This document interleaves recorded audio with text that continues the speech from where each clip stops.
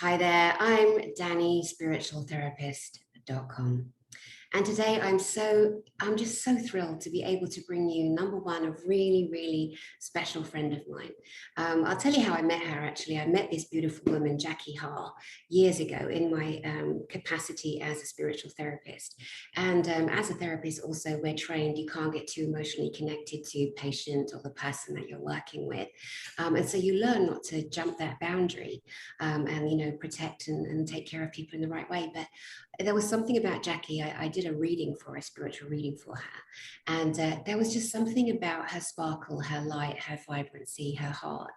And I actually did make that step over. And we've laughed about it, Jackie, haven't we, over the years? It was very taboo for me to do that. But I'm so delighted that 8-9 years later, we're still very dear friends to each other, and that I can actually bring your body of work to my audience and further expand, into yours. So with any further ado, this is Jackie Haugh. She is a mother, a granddaughter, a end-of-life doula. And for anyone that doesn't know what that is, Jackie is that person, that angel that you would want with your parent if you couldn't be there with them, to help them into the next life, to be a loving light and a kind source, speaking life into them as life is leaving them. That is an end-of-life doula. And this broadcast here is about Jackie Haugh's book, and her book is called The Promise I Kept. And the promise she kept was to her father. And she promised her father she would never put him into a senior living arrangement or an old people's home, as we call it in Great Britain and Europe. And she never did do that. She did keep her promise to her father. And so now I'm going to introduce my friend and author, Jackie Haugh. Hi, Jackie. Hi, Danny. Thank you. Thank you for having me on your show. This is such a treat to see you and just to be able to share my message. I really appreciate this. It's my absolute pleasure. And I saw you last year, this time in the winter in the mountains, somewhere in America, where we joyfully walked around up and down mountains and putting the world to rights and sitting with a glass of wine at night and sharing ourselves and our life stories. And then here we are a year later and now ready to, really progress into your story and share it with others. So I would love you to hold up your book, The Promise I Kept, please. Okay, if you could bring it closer to camera so we can see exactly the promise I kept, my journey with Dad from home care through hospice. And Jackie Madden Haugh. Looks like Haugh or Hoff. There's different ways of pronouncing your last name, but it's Haugh.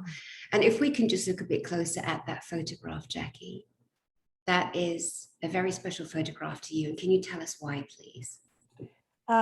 My father was always my favorite dance partner from the time I was a child. I grew up with 3 brothers, and life was pretty crazy in our house. And my dad was a very quiet man. My mom was the daughter of silent movie actors, so she talked all the time. My dad never talked.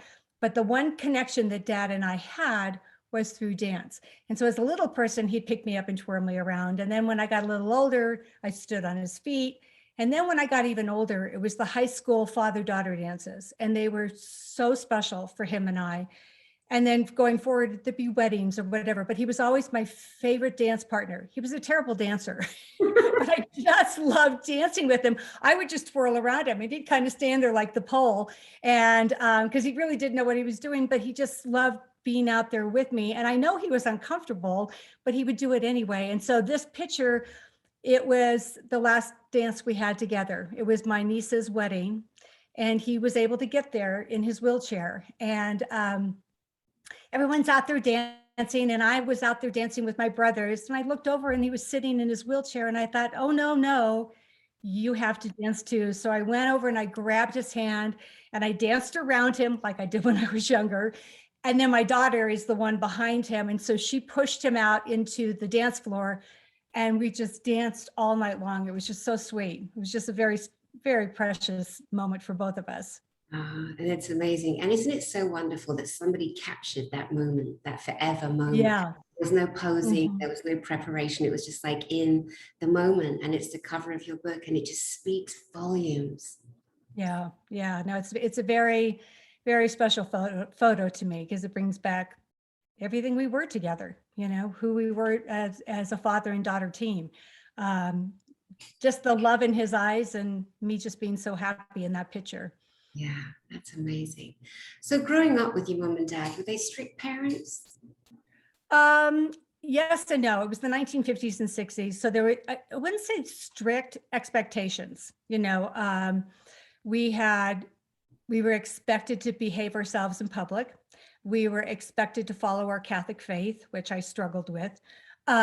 We were expected to be kind and moral and loving, but it wasn't too bad. My dad, no, there was no control issues with him. My mother was a little controlling in that she, who we are out in the world reflected on her, she took as her being a mother. So if we looked perfect, if our hair was perfect, if we wore the right clothes, and people fawned over us because we were such beautiful children, in a sense, she took that as she was being a good mother. And so there were strong expectations that we always look our best when we leave the house. We may come home a mess, but when we left, we always said, and that got a little heavy for me because as a child, being the only girl, my brothers could get away with running around in play clothes, but I always had to be in a frilly dress. And she would make me wear 2 ponytails on the side of my head till I was in 6th grade. I mean, my hair was all the way down my back, but I still had these 2 ponytails, when girls are starting to play with their looks. And she just, and I knew not to fight it because it could become a fight till finally though in 6th grade, I'm like, please, Mom, can I cut this off? I just want to wear a flip, So she finally realized, okay, she's growing up. I got to let her go. And then she softened as the years went by. You still got a sense of her control issues, wanting things to be the way she wants them. But as the years went by, she did start to release some of that. So Yeah. lots of expectations, but I wouldn't say highly disciplined. Right. How old is 6th grade in American school systems? I think it's about 12 or 13. Yeah, so it's such an age where we're just fighting to get out of our, we've got these raging hormones, etc. Yeah. I think that your mum was so particular about how you were presented to the world, and that created a form of identification for her. Like she was identifying who she was in the world through the beauty that you are and were, and your brother. Yeah. Yeah, no, exactly. And growing up with silent movie actors, my grandmother and my grandfather, but we're both in the industry. When you're in that industry, I mean, when you're on camera, you have to look perfect. You have to look your best. My daughter Michelle was an actress for a while, and it got to be too much because she was always had to be thin, the hair had to be blonde, you have to have the package. And I think my mom took a lot of that because my grandmother would want her to look her best all the time. And so it was one of those pieces that kept getting pushed down the line and dumped on me. But when I had my children, I stopped it.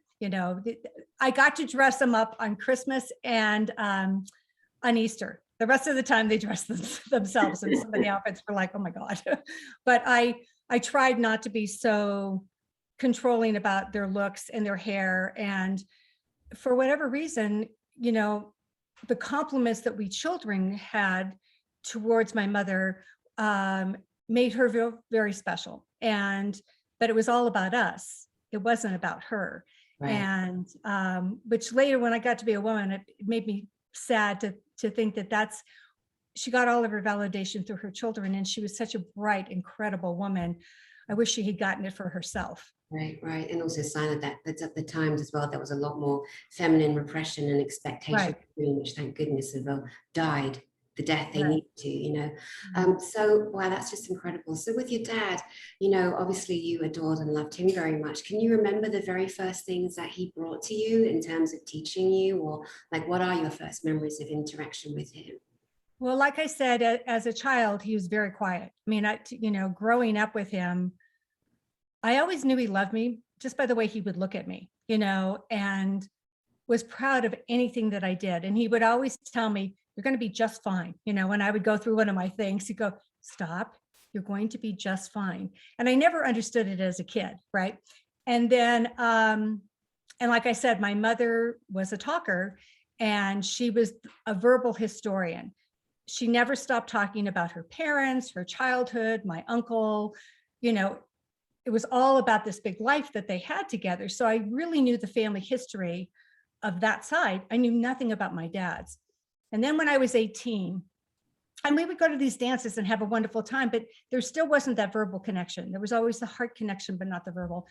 And then when I was 18, my mom went on a trip with my grandmother. So I was the woman of the house, meaning I had to heat up the frozen dinners because I couldn't cook. And so this one night, it was just Dad and I, and he when he was eating, he wanted to eat, he didn't want to talk. And I can still remember him shoveling food in his mouth and just looking at him and saying, Dad, stop. We have to talk. And he's like, what? And so I said, I know nothing about your life. I know nothing about your childhood. You know, you grew up poor. You grew up in San Francisco with Irish Catholic immigrant parents. You went through the Depression. You went through the war. You know, you went through all these things that Mom constantly talks about. But I don't know if it affected you the same way. You know, the Depression really affected my mother and her need for money, or to know that money was there. My dad never said a word about it. And he looked at me and he said, you know, yes, it was very hard, but it was hard for everybody. And then all of a sudden he started opening up. And he told me about his childhood, his friends and his parents. And that's when I knew he really loved me. He was going to talk to me and not eat his dinner. And when it was all done, I said, Dad, why didn't you ever tell me these things before? And he just looked at me and goes, no one ever asked. And I thought, wow, for some people, we need to be asked, you know, we're not just going to dump on people. We're not just, if you want to know, ask me, I will tell you everything. So that was the beginning, the chipping away of our relationship to becoming grown-ups together and really talking about things. And for many years, he was like my business consultant, you know, and I was going through things with business, and we just grew closer and closer and closer. It was a very sweet, loving relationship where my mom was too, but my mom was like so full of energy. So it was lovely to sit with my father sometimes and just go, because there was a lot of energy in our house. That's amazing. So let's cut to the year that your mother passed. Right. When your mother passed, how did it impact your dad initially, apart from, I would assume, heartbreak and grief, but how did he function in the house without her?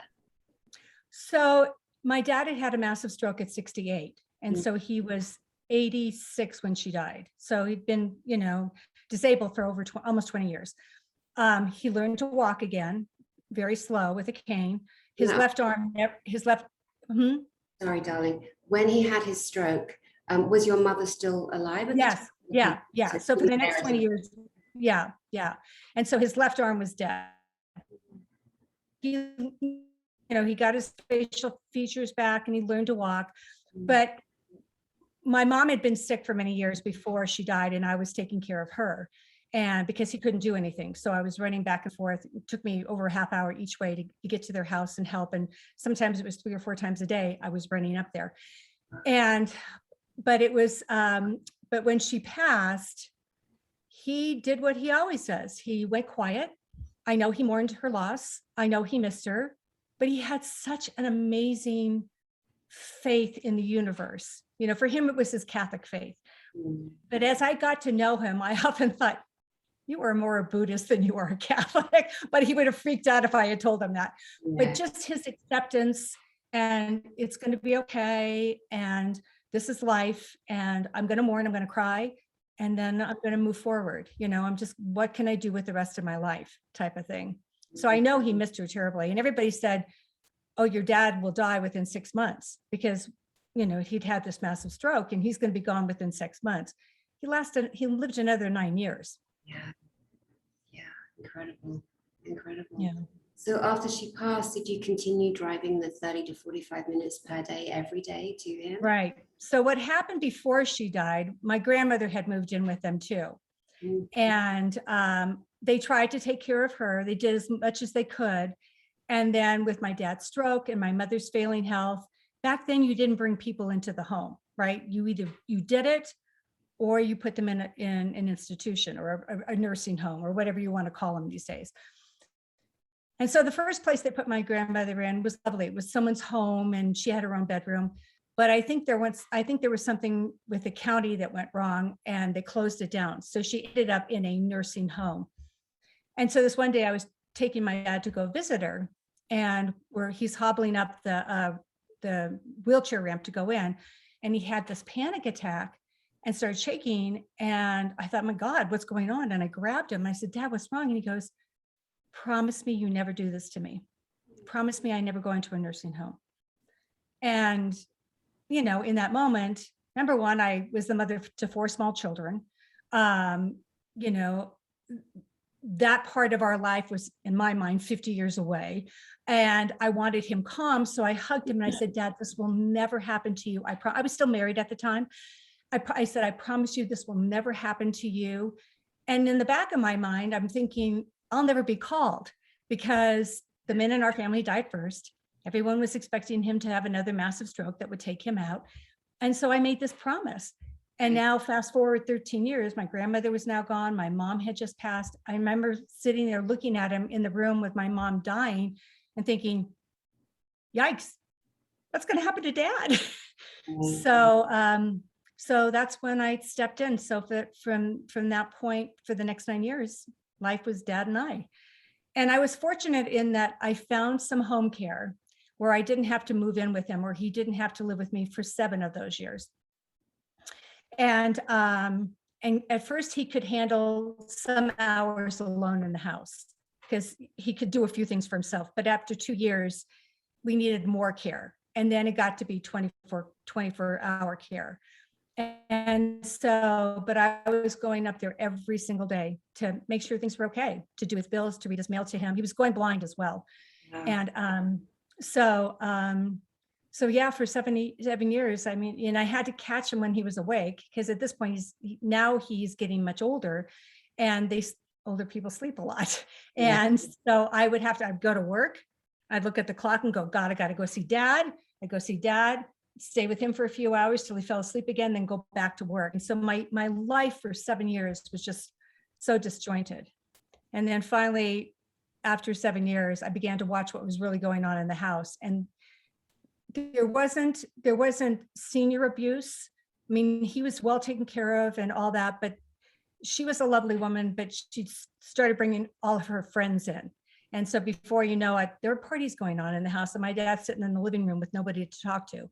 And when I caught this going on, I said, that's it, we're done. You're moving in with me. You know, you're going to live with me. You know, you raise a really good point, Jackie. And it's something that, even though it's going to be difficult for people to really accept, you know, sorry, so sad, too bad, or too bad, so sad, because we're grown-ups and we have to have awareness of what is happening in the elder sector. Now, we can't even quantify really what an elder is these days, because our bodies are biogenetically, organically designed to live to 120 years. So we are now living longer and longer and longer. Oh yeah. But it's just the programming that the governments of the world upset us with, like, you know, retire at 65, die at 72, like how rude, how dare they? But my point in going there is an underground pandemic of senior abuse going on in every level of society, in every country, and in every possible imaginable way. And it is horrible to raise it. But even more now, in this time of fear and ill health, and people taking medicines or not taking medicines in their body, whether they want them or not, we need to highlight that, you know, people who've put their parents in elder situations may want to reconsider. And that is why, in particular, I'm speaking to my beautiful friend, Jackie Haugh, who wrote the book, The Promise I Kept, regarding this very situation. Now, what we're going to do is go into the time frame where Jackie brought her father, her beloved father, into her home full-time and became his full-time 24/7 carer. Jackie, can you tell us how that impacted life at the very beginning, how it impacted your 4 children, and how it impacted your boyfriends, lovers, etc.? Well, when I first brought him in, I thought, no problem, you know, and I did keep one of the caregivers for a few hours a day because I couldn't lift him in and out of bed. But say from 3 o'clock to 9 o'clock the next day, it was Dad and I. This woman was there for just a few hours. And I thought, no problem, he'll sleep all the time, you know. And I prepared the house. I got a wheelchair ramp for it and everything. And I made sure he had all the supplies he was going to need. I did not prepare myself for the emotional part of what this was going to do to all of us. Um, I mean, the very first night I had to change his diaper and I hadn't been trained in it and I flunked. I had to tape them back together again because I couldn't get the whole thing on correctly. And I started crying. And like my dad would always do, he'd look at me and just say, honey, you did just fine. And I said, Dad, I promise tomorrow I'll get this right. But what I wasn't prepared for was, number one, what it would do to my children. I didn't think about that. They were all grown and gone. They rarely came home. One of my daughters lost her bedroom through it. And of all my kids, she's the most like me. And I thought this would be no problem because she's just so sweet and giving. And, you know, she just gives away everything in her life. She broke down and cried that she wasn't going to have a bedroom anymore. And I thought, you're 24 years old. You don't come home anyway. And then it came out. It wasn't so much that she wouldn't have a bedroom. She was afraid he was going to die in there. And then she'd never be able to go back in that room. And I thought, wow, I did not think this through. I did not think about all the things that this would do to the kids. You know, when they came home, it was uncomfortable for them to come home because the house smelled now. It's a different kind of smell, right? With older people, whether it's their body, their breath, the diapers, even though you get them out of the house right away, it's still in the house. He was deaf, going deaf. So the TV, when it was on, was full blast. And the only thing he watched anymore was his Catholic channel. So that did not go over well with my kids. And and also with the caregiver there, she would, when she was on with my dad, she did a great job, but then she'd go and sleep in a chair. And that's kind of creepy. You know, you're walking in your house, person like a blob sitting in a chair sound asleep, and I'm there too, but it just became very uncomfortable for the kids. And they would come because they wanted to see him, but they weren't coming home very often. It was very hard on them. And then for me, what I wasn't prepared for was the isolation that comes with this. You know, I took care of him from 3 o'clock in the afternoon to 9 o'clock the next morning. I couldn't go anywhere. You know, I was a very social person. I had lots of friends. I was dating this guy and all that stopped. And the minute I brought my father into the house, this guy I was dating stopped calling me. And we'd been dating for 2 years. Just stopped, just went away. And I wasn't prepared for the fatigue. And it's not like you're really busy all the time, but there's a dullness to the day, you know, when you've got someone who sleeps most of it and you're trying to figure out, well, what do I do now? What do I do now with my day that I'm stuck here? And fortunately, I'm a very artistic person. So I tried to be creative, but I lost all my creativity. I lost all my income. I was still trying to sell real estate, but I couldn't function the way I normally do. You know, you have to be able to jump when the clients want you, and I couldn't. So, and then I wasn't prepared for how angry I got at my brothers. I have 3 brothers. One, sadly, is totally dysfunctional. So you can't count on him for anything.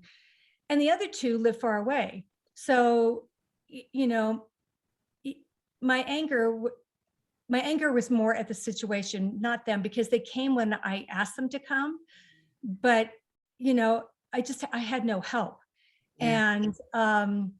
And I got very, very lonely. And there's a lot I learned from it that I share with people going forward. You know, there's stop gaps along the way. I did a podcast on the whole series a little while ago too, of tips for people that are thinking about doing this, or if they're in the throes of it. Right. You know, there are self-preservation things you can do for yourself to make it easier. I just was stubborn and thought, no, I'm going to do it all myself. Right. And that's stupid. We're never alone. That podcast that you mentioned, I want to make sure that we include that link in the details underneath this broadcast when we upload it to YouTube, because obviously this is what we're doing. We're trying to bring as much help than reality, and a reality check for people who may be considering it, who wish they'd done it, who think they should do it, and some of the things to look at down the path. Now, one area that I would like to go into, which is extremely uncomfortable for most people, because most of us could never imagine changing our dad's diaper, nappy, our mum's diaper or nappy. In Britain, we call them nappies. Americans, Canadians, diapers, and the rest of the world has their own, combination of the two. Yeah, I remember my mum and dad, they're still alive and they're not old. They're in their 70s. I'm like, I'm so done with, oh, you're 70. Or when someone says, I'm 86, woohoo, well done. Maybe like 50 years ago, that was a big deal because of starvation, wars and famines and global resets, etc. But in this day and age, like, we get to 120, then we'll go, yeah, you, here's a double medal. Not from the queen, but from the community. Do you know what I mean? Yeah. All that stuff's, all those systems are crumbling down too, which is amazing and great.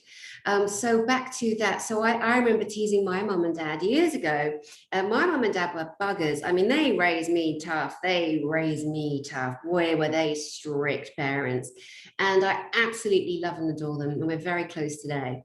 But I remember saying to them years ago, right, when you two get old, I'm putting you in a home and that's it. And I meant it. Like, I friggin' meant it. And I joke about it, but I was like, yeah, and they were neither offended or they didn't care, they would just laugh at.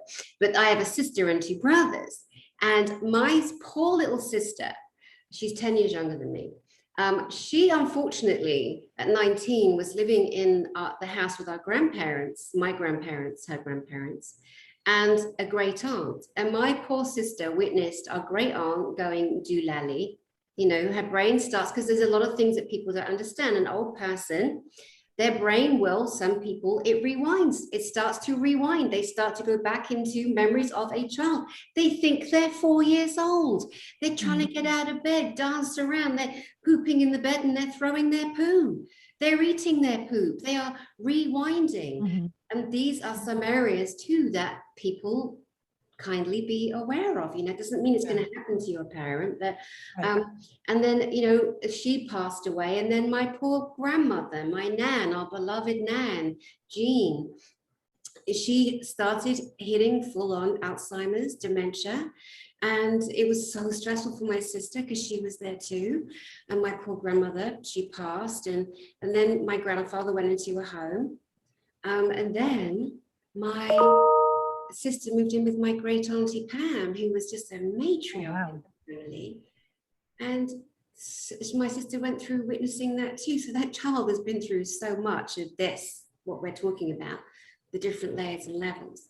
But back to my initial question, again, we're just trying to share stories and give some balance here. Did your father have full comprehension and awareness that you were actually changing his diaper, say after he pooped, because he couldn't go to the toilet by himself? How was that? Yeah, it was actually very funny. I totally forgot that I had to change his diaper, Oh.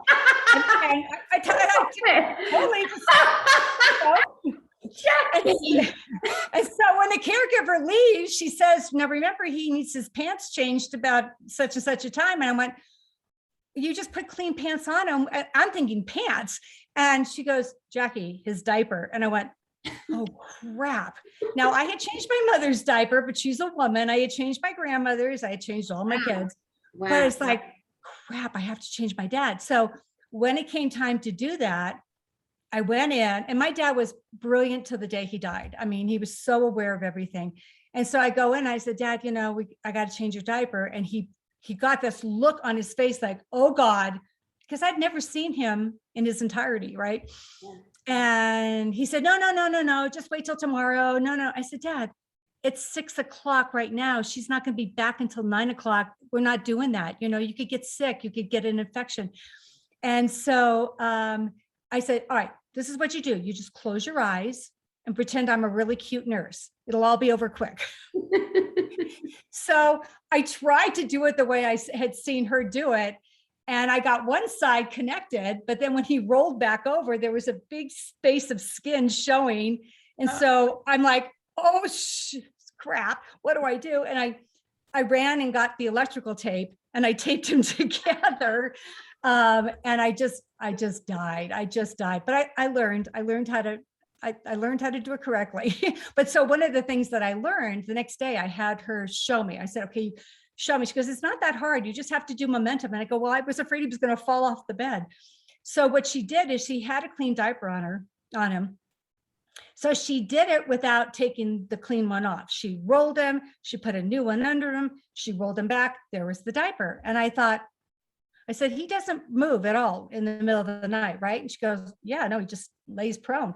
I said, okay, this is what we're going to do. Going forward, when you change him before you leave, I want you to put 3 clean diapers underneath him so that I can get the old one off. I just can't get the new one on. And so he was like my prince on a pea, only it was a prince on the diaper. It was just, I had layers, and every night I could take off the old one and then the new one just went right on. So those are some of my hacks for taking care of an old person with diapers. That is incredible. Wow, wow, wow. So when it came to kind of like lifting him and moving him in general, and we're talking about the last 2 years of his life, you know, and the decline of health, mental health and wealth, etc. What were the absolute biggest challenges in terms of physical, but also emotional for you? So, like I said, I had the woman come for a few hours every day. So she got him out of bed, she bathed him, she, got him dressed. She would move him to a chair so he could sit there all day and then reverse it and go back. So I didn't have to do any of that physical stuff, the real heavy, because I couldn't. He was just dead weight. Um, but um, but the emotional piece for me was just watching this brilliant, sweet man lose everything. He's losing his eyesight. He can't read anymore. So I got him books on tape. He can't hear anymore. So I finally figured out if you put earphones on him, he can watch TV and listen. But, he was such a vital human being. And not once in all those years did he ever complain that he was bored, that he was in pain, that this was crappy. Not once. He accepted this journey, and I didn't accept it for him, but he accepted it for himself. And I asked him one day, Dad, how do you do this? You spend your entire day in a chair with your eyes closed, and I know what he was doing. He was going back in time in his memory, he was reliving his life. And he said, you just don't know until you're faced with it. And I said, yeah, I know. I'm going to be a real crab. I'm going to be a real witch if this is me at your age. No, I'm not going to be very pretty. and he would laugh and he goes, you just never know. But I think the biggest emotional piece for me having him was learning who he was to his soul, not just my dad, not just the man that loved me, who went to work every day and saved all the money for his kids. He was a very spiritual human being and a very grateful person. I would walk in the morning and he'd be laying there in bed looking at the ceiling, and he'd see me, he'd smile, he'd go, hi, honey. And I go, hi, Dad. I go, how you doing? He goes, I'm ready for another day. And I think, another day?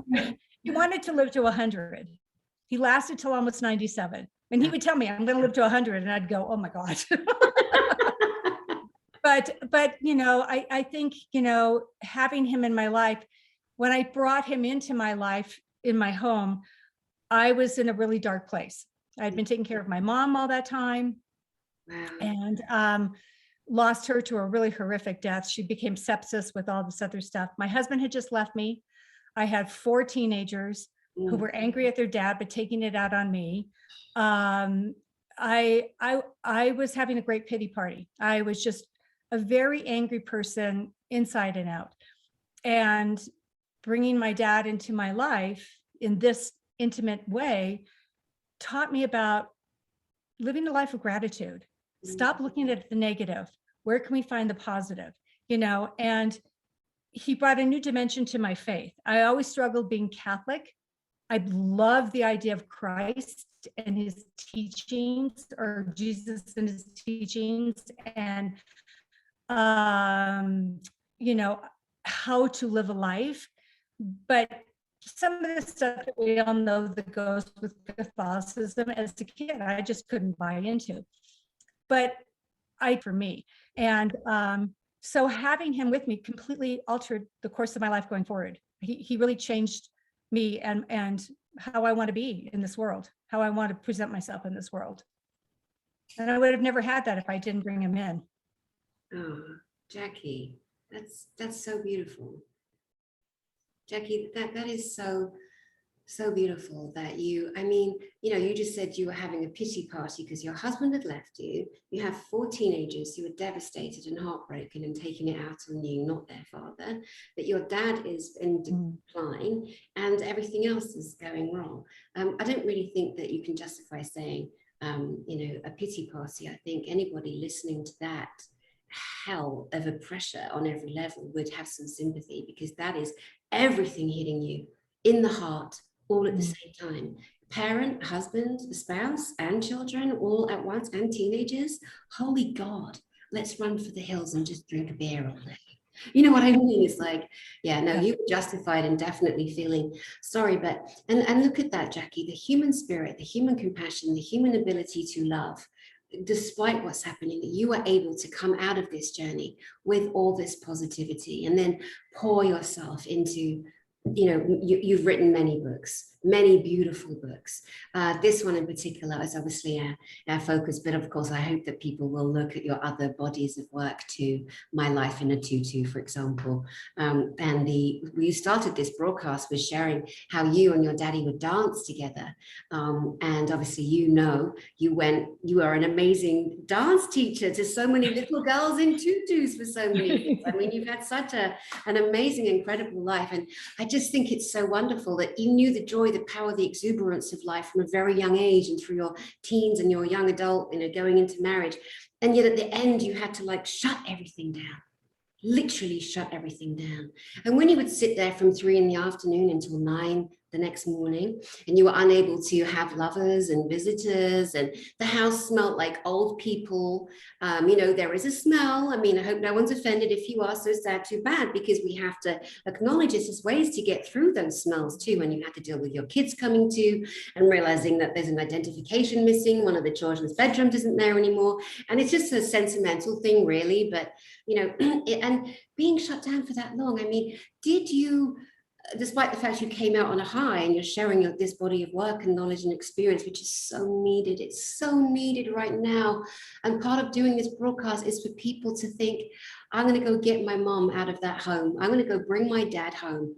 I'm going to love them. I'm going to pour love into them for the rest of their lives as much as I can. Again, because there's a systemic pandemic happening with our elders being abused, being isolated, being ignored, not being touched, having to see people through windows. No, you get to choose. You are in control. Authorities are not. Governments are not. You are. That's your parent. That's your loved one. That's your relative. That's your friend. You want to go get them, you go get them. And this is part of why we're doing this. And Jackie's sharing her information, her real-time situations, up and down, up and down, up and down. And as she's sharing, there was a 2-year period where her life wasn't her life as it had been, And so, Jackie, I want to ask you again, on an emotional level, despite coming out all of this on a positive, and you don't regret that you ever did it, talk about the low times that you had to handle, the depression that you went through, the withdrawal people had from you. What was your coping mechanism, other than wine, through that? A lot of wine. As women, sometimes we just put our heads down and plow through, right? You just, you don't think that there's a light at the end of the tunnel. It's just, I just got to get through another day, another day, another day. And I got to a very dark place. I will admit it. It was probably over a year into this thing. And he would want to talk at 1 a.m. He'd fall asleep at 7, but then at 1 a.m, he's wide awake and want me to come in and talk to him. And so I wasn't getting a lot of sleep.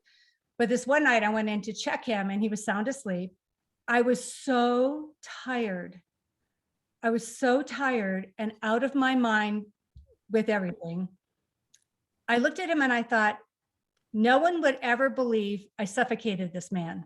He's old, he's 95, 96. They would just think he died. He wouldn't even be able to struggle, right? Because, well, one arm doesn't work and he wouldn't be able to really struggle. I literally picked up a pillow and it was about what you think God is in my head is, excuse me, what are you doing? And I remember just going, oh my God, what am I doing? And I fell to the floor and I sobbed and I prayed and I prayed. And I just said, Jesus, I need help. I have no help. I need help. I need, I need, I need something here. And I also realized right now it was the hardest thing I'd ever been through in my life. But I knew that when it was over, I would want him back. You know, no matter how hard it gets, when they're gone. And you don't get it back, right? And it was interesting. The very next morning, I open up the newspaper and I see this ad in the newspaper for a hospice organization that is all about end of life care, not dying, but end of life care. And it was geared more towards the caregiver than the patient, Right. because he was still very healthy. He was Right. still very, very healthy. So I called them and they came out, and it was a life changer for me, huge life changer for me. You know, they were support for me where I could call on the phone and to that point on, I just realized we're gonna get through this. Right. We'll get through this. And I put all the anger, the fear, the fatigue aside, because now I had some help. Wow. Jackie, as you were going into that most important expression of where your energy was, made me cry. Really feel for you. And it's important, again, you know, it's difficult to talk about this. You know, it doesn't mean that you're abnormal, and people really have to understand that, you know, you were at a point in life where you were so overburdened, everything was shut down, there was no life. Your dad, you know, could have so easily, you know, you could have put that pillow over his face, and you did have that thought. And, you know, of course, we never would encourage that, but I just want people to know that these are some of the thoughts that you go through, like normal. It's normal. It's not abnormal. Mhm. As I'm a therapist, we're like, oh, if there are any suicidations or ideations of suicide or this or that, that's not normal. Report them. It is normal. We have to sometimes go through all of the feelings, all of the emotions, to really almost bring ourselves back online with us. So could you please go back there? You went, because that's where the internet went down, is you went to beside his bed and you had the thought that it'll be so easy if I just put this pillow over your face. Yeah. I mean, I just picked up this pillow and I stretched it so it was nice and tight. And I was lowering it over his face, and it just got right before his face when I realized, oh my God, what am I doing? And I needed to, I just dropped to the floor in tears. And I had other than this woman that came, she really wasn't any help. I began taking care of her too, because she was having issues with her family and issues with herself. So I was taking care of her as well as my dad. And I just was so lost. And I just prayed and prayed, I need help. I knew that when my dad was gone, I would miss him terribly. And I didn't want to miss out on any more moments because I was tired or angry or fearful, or I wanted so desperately to enjoy the time that I had with him. And I just prayed, I said, I need help. I don't know where it's going to come from. And then the next day I opened up the newspaper and found this article about a hospice organization that was all about more about the caregiver than the patient, because they looked at it as end of life care, not care for the dying. And at the end of life, you've got caregivers that need it just as much. So I hired them, and they came in and they saved me, you know, for the next year or so. They saved me. And when things were towards the end, when things were shifting, they understood what was happening. And so they were able to guide me through his transition as he slowly transitioned. I didn't know I thought, what's going on here? Because he started to talk. The dying can have a language that they're not conscious of, but it's a way to let their loved ones know that they're leaving. And he would say all these, you know, like, I'm going to build a driveway and it's going to go straight up and I'm going for a ride. And I think like, what?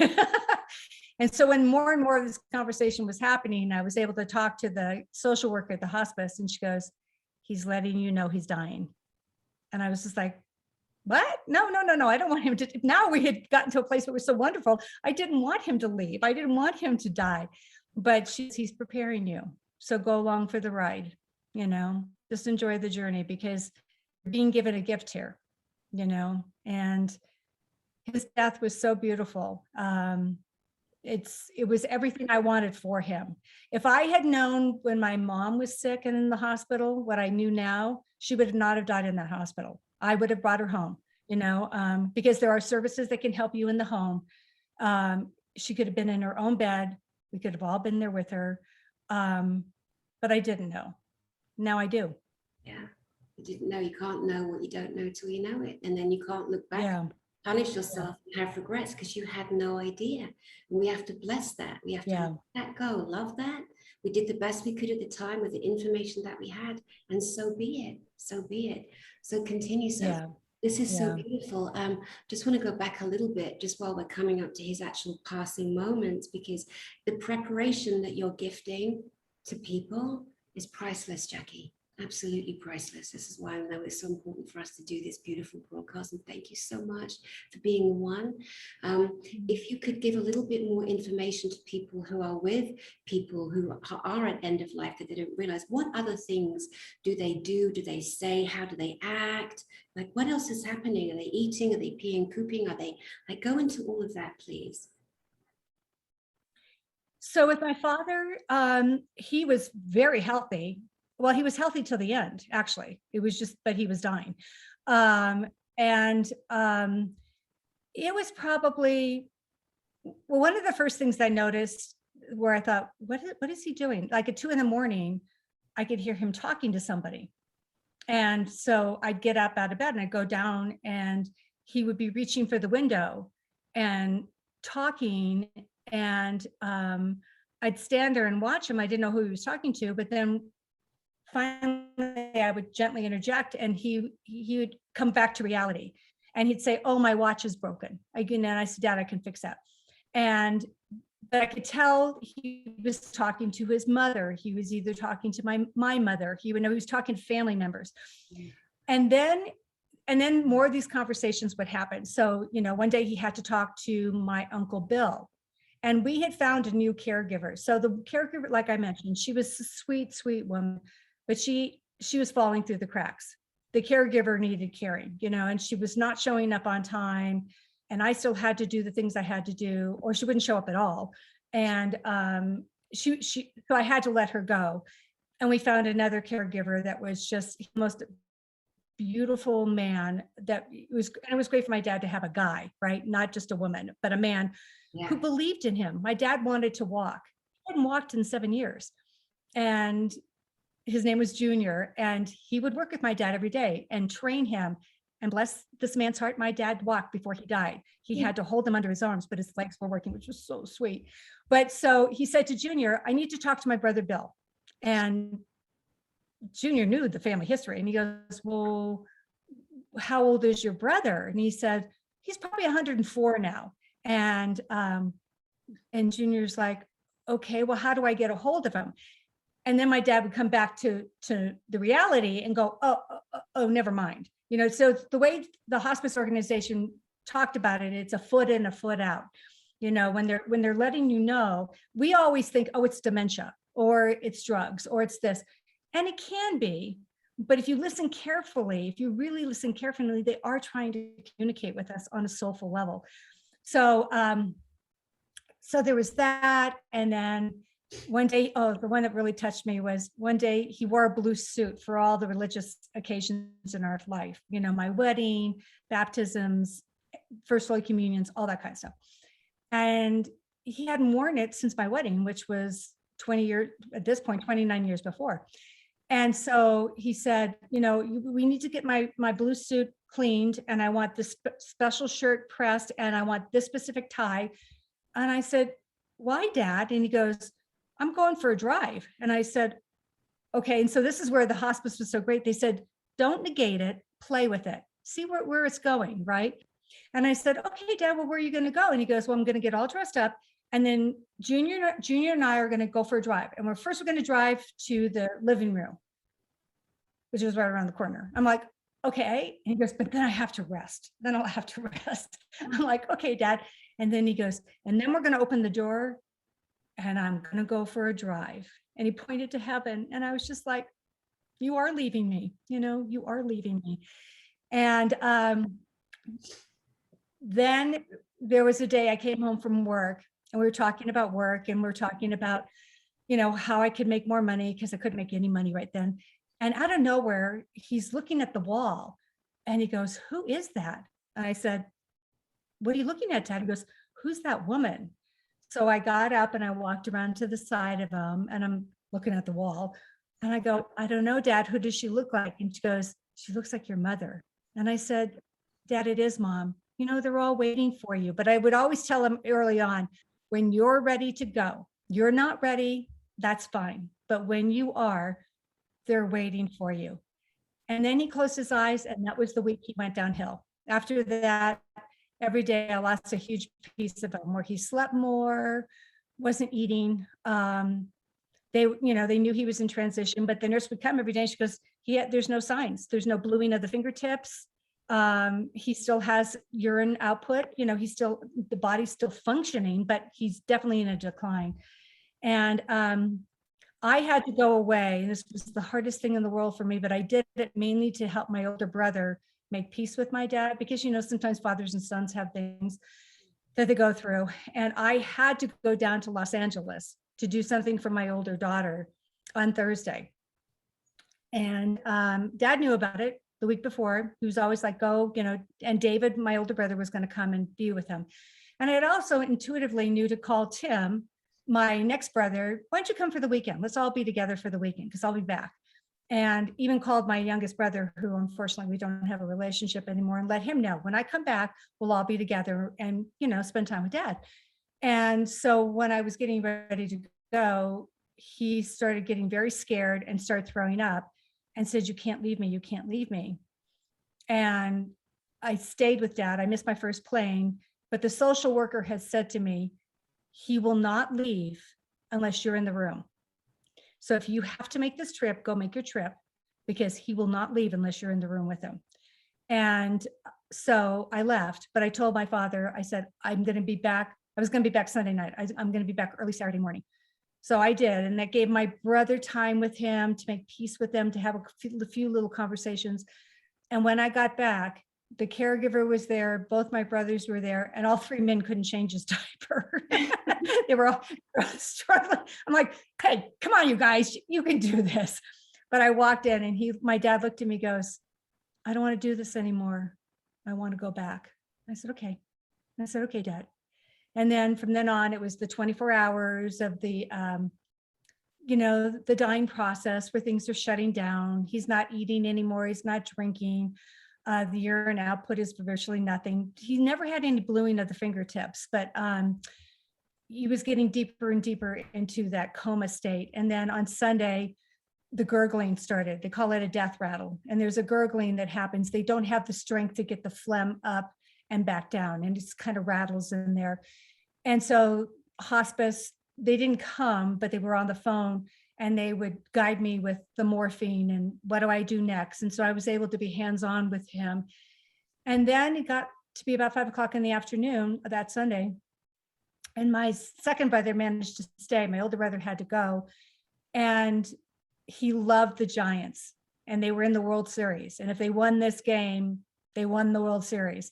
So hearing is the last thing to go. Even though that you think they can't hear you, they hear everything. And so I said to my brother, "Let's put the headphones on and let him listen to his last game."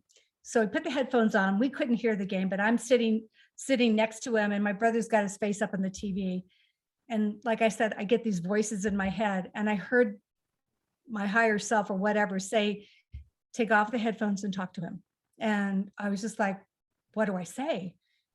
And it said, "Just talk to him." So I took off the headphones and I wrapped him in my arms. My brother wasn't even aware I was doing this. And I held him and I gave him permission to leave. And I said, "Dad, I know why you're still here. I was the only girl and we were very close." And I said, "You're here because of me." And I said, "But I'll be okay. I'll be just fine. I will love you and I'm going to miss you, but I'll be fine."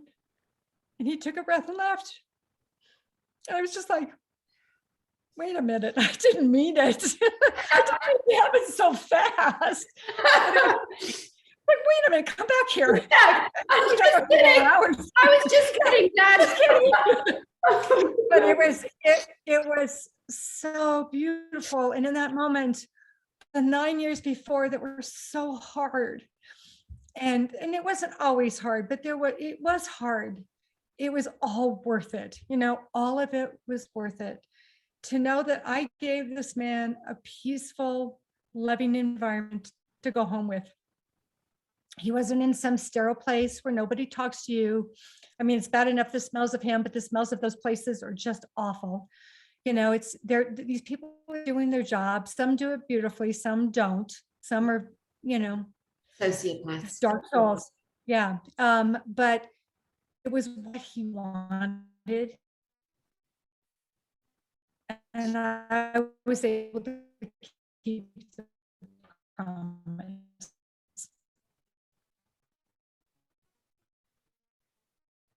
Oh, Jackie, we froze up a little bit there. And so it was, I know it's not something to ever fight with me about it. Are you there? Yeah, you froze up a little bit there. Okay. Where do you want me to start? Just continue on. One thing I wanted to share with you was the image that, when you came into the world, your daddy was probably one of, if not the first person to hold you in his arms. And that at the end of his life, you were the one holding him in your arms. I mean, beautiful, beautiful transition. And sharing all of this, obviously it's just so emotional. I can't believe how emotional it's made me. I was fully prepared. I've read your book. I mean, I had a good old cry when I read your book. That was a couple of years ago I read your book, and so I know the story. But even so, when you the way you share it and the way that you open up ideas in our minds and you bring such truth, it is very emotional. And I know we've touched on some really big subjects, like humanitarian subjects, loving subjects. So there he is, taking his last breath, passing away in your arms, which was a gift, an absolute gift. I have no question in my mind that the people that are with us at the end of our lives are the ones we choose unconsciously or consciously, for no particular reason, just that is a soul agreement that we make with them. And so right after his passing, I think he was starting to share a little bit of information there, how things kind of went down, how things were handled. Oh, okay. Is that what you want me to pick up on? Okay. Did you get all the stuff before, or? I think so. I'm not sure, but if there's anything you feel we should repeat, please go ahead and do so. Okay. So to be able to give him the peaceful, loving death that he wanted, that I wanted for him, was such a gift. And like I said earlier, it changed me dramatically. And all those months, all those years that were hard, it was all worth it. It was so worth it at the end. And now he's gone, and I have to think about, okay, how is life going to be without him? And it was hard. The first year, I cried all the time because I missed him so much.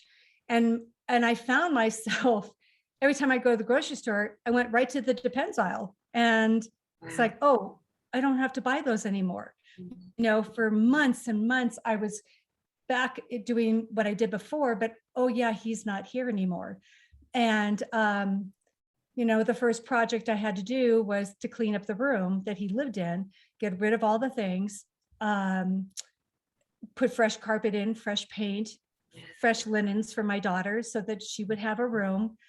And it was funny, he loved yellow. And so when he came to live with me, I painted the room an obnoxious yellow. It was horrible, but he couldn't see real well. And then not even consciously, when I put it all back together again, the walls were now a pale yellow. I didn't even realize I was doing that. And now there was a pale yellow. But so going forward now, when you've lost someone, you're grieving, but now you've got to clean up the estate. You've got to, there's a will, we've got to figure out how to go through all of that. There's a funeral you have to plan. So And I was the co-executrix with my older brother, mainly because of my youngest brother who can be violent. And so my older brother needed a buffer. So what his job was just to deal with the attorneys, but I did everything else. I planned the funeral, I planned the party. I wrote the obituary. I went to the banks almost every single day. I had to go to the banks. There was all this stuff. So for a whole year, it was like I didn't really get to grieve because I'm now in business mode. We got to clean this up. And so then finally, after a year, we were able to settle the estate. And I realized going forward, there's some changes I had to make for my children for when I go. I have written to them what I want at the end. This is our last chance. What do we want? And I said this to my dad at one point, how do you want this to look? And he goes, but I'm not dying yet. And I said, I know you're not. But when it happens, I want to make it happen the way you want. And so I've got plan A, B, and C of what I want and how it to look. So if I can't have A, well, then maybe we can do B, but definitely C. So, but I've also with the will, because the will itself, and people don't think about this, that's a very emotional, trying time. You've just lost someone, your heart is broken. You've lost someone, you're very emotional. And now you got to deal with the attorneys and the law and the this and that. It gets very cold again. And so what I did with my kids is I have only one child as the executrix, and she volunteered to do it. I asked for a volunteer. She's the only one that volunteered because it's a big job. Yeah.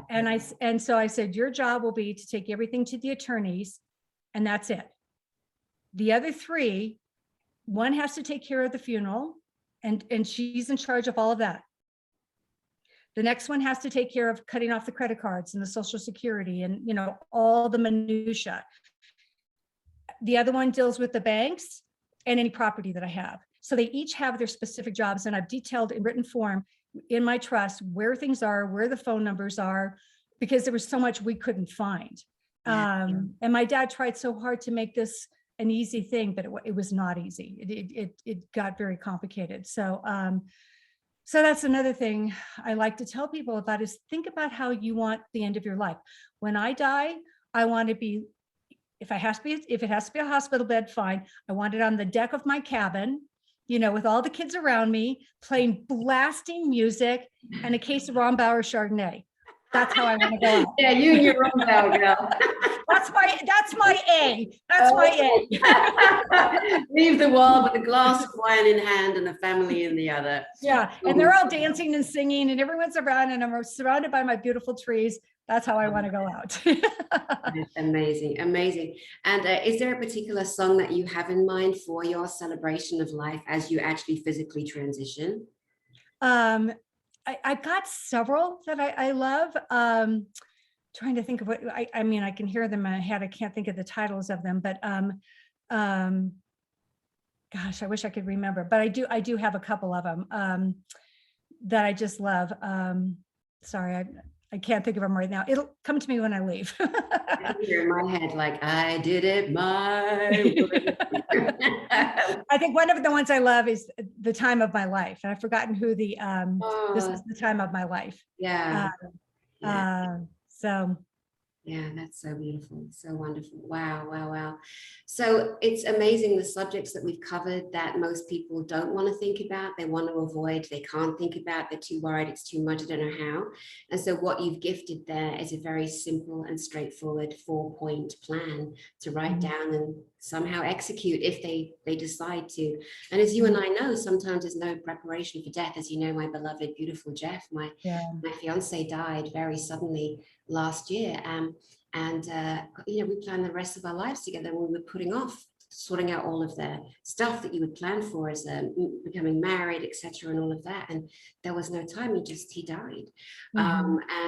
So that you had time with your dad, that you took the time to talk to him when you could, that you, as young as you are now, have taken the time to mindfully prepare, because the stories that we hear about people that die and the mess they left behind, it's such a stress and and pressure, and we could so easily be kind and think and be thoughtful and think it's not about us, oh, I can't handle it, oh, I don't want to think about it. We've got to kind of get past that and think Right. about the other side of it. Let's just be grown-ups a little bit. Although I don't like being a grown-up at all, never have, never will, but sometimes we've got to be a little bit responsible here. Jackie, Right. one of the other things that I've known you to do over the years, which I've so admired about you and your creative artistic self, is you have helped many people put together their entire memories, mum, dad, from when they knew mum and dad to mum and dad passing away, you know, or vice versa. This is Mhm. a beautiful gift that you have, and you've helped people. I know people can come and ask you questions if they wish to, and you're open to that. But what would you say to people in terms of that? You know, someone dies, they're like, oh my God, I've got no pictures, I've got no this, no that. How would you advise them to prepare that now? So we've lost the art of writing, you know, and I've done a lot of book tours where I've asked the audience, and many of the people in the audience are older. You know, how many of you journal? How many of you written things about your life? And so few people raise their hands. You know, long ago, that was the only way to communicate, you know, and I've got letters from my father that are, you know, single space, binder paper line, you know, back and front. And that's how I used to write. And this generation coming up, it's read and delete, you know, it's text, which is great, but nothing gets saved. And so what I encourage people to do, and one of the things that I tried to do with my end of life doulaship is really be a legacy doula, where when I'm with that dying person, I ask questions that the kids forget about. The kids maybe you've heard a million times, but there's a different layer that happens when you're leaving and this is a stranger who's truly interested in your life. The things that come out of them, I preserve them for the family, you know, because the dying person usually thinks, oh, you've heard it a million times, you know, they don't want to hear it again. But you're new, I'll tell you. And there's always things that come out where the kids will say to me, the adult children will say to me, I never knew that. But what I would suggest for people now is what I do. I write letters. We can all write a letter, right? You can type a letter. I write letters to my grandchildren, to my children, and I save them. They're in a box. They don't even have them right now. They're for when I go. And because I'm a writer, my kids have read all my work is about my life and my children and my thoughts and everything. But they're getting to the point like, oh God, yeah, we're too busy, mom. We'll read that later, you know. But I save them. I put them in books and save them so that down the road can go back and read these things and remember me, learn about our life together, learn about who I was. But for many people, we can all write a letter, right? And even if it's just one letter, and it's about your deepest, darkest fears, secrets, loves, whatever that you want them to know about, but you can't bring yourself to say right now. You know, I've just, it breaks my heart when I hear people say over and over again, I never asked the questions. And like my dad, if I didn't ask the questions, I would have never known anything. Yeah. And in those 9 years that we were together, the things I learned about this man, I just felt so privileged to be his daughter, you know, so privileged to be his daughter. But we have to ask the questions, right? Exactly. I think what all of us humans have to do for our own self-preservation is to give ourselves, number one, permission to be able to separate the child-adult relationship. When our adult parent is at a place of no longer looking after us as little kids, giving ourselves permission to say, I am an adult, we are equals, we are matched, and I am going to be taking care of you and responsibility for you. Yeah. Therefore, I have the permission and give myself the permission to ask you those questions and separate the long-term child-adult or parent-child relationship that was. And that's Right. obviously what you did. With all the love and respect you still had for your daddy, you were then in a different position of now looking after him, changing his diaper, and then being able to bring him into alignment with, well, what is it that you need? And if you're Yeah. a child that's in awe of her parent, oh no, I could never ask me. Oh no, like we've got to knock that off. We've got to Right. step up for ourselves and the rest of the family and that parent that we're taking care of. You've got to stop thinking, oh, I can't be rude. Oh, it's so rude. It's so personal. Stop. Right. No, Give exactly. right, more pain, more harm. We don't need it. None of us need it. Yeah. And I know when I first started talking to my father about death, he was angry at me. Mm, And I just said, tough. I said, I need to know these things. You know, I need to know everything about you and what you need and what you want so that I can make it happen for you. And I've told, unfortunately, some of my daughter's friends have lost their family members. And they came to me, you know, when the mom was dying and they didn't know how to talk to her because she was so angry. And I said, it's okay. She's not angry at you. She's angry at the situation. She's not ready to go. She wants to see you married. She wants to see you with children, but still ask the questions. And she may be angry that you ask the questions, and just sit there firm and say, I know you're angry with me right now, but this is important. I need to know this. Mom, there's mom or dad. There are things I need to know so that I can do right by you. And then when you kind of approach it in that way, they soften. You know, my dad just turned into a puddle of, you know, Jello pudding. You know, he just was just like, oh, okay. You know, and then we had all these conversations because it wasn't happening now. It's not happening now, but Yeah. it will for all of us. Yeah, absolutely. Absolutely. Wow, that's amazing.